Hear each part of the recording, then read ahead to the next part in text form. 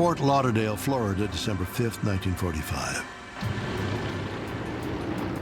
A squadron of Navy torpedo bombers, collectively known as Flight 19, takes off for what is supposed to be a routine training mission over the Atlantic Ocean. It was 5 U.S. Navy TBM patrol bombers that were flying on basically a practice navigation mission. It was the last flight that was required by the cadets before graduation. The flight leader said that both of his compasses on board his aircraft were inoperable.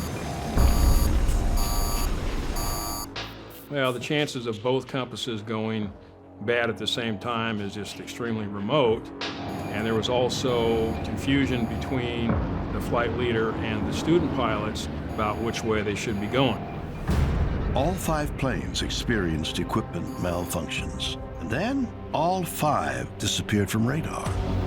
Their last communication consisted of nothing but eerie static. This is unprecedented.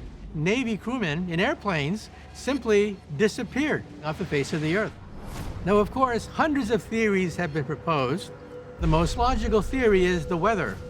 Perhaps there was a sudden hurricane that came out of nowhere, and people got confused, and as a consequence, they dove right into the water.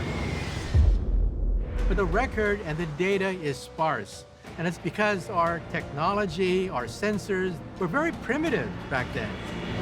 So there is a chance that 100 years from now, we'll still be debating what happened.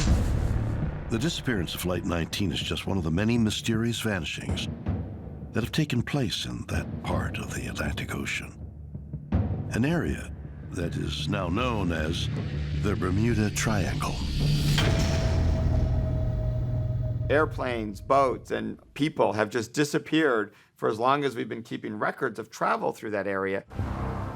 And it's been very much a mystery of, is there something special about it?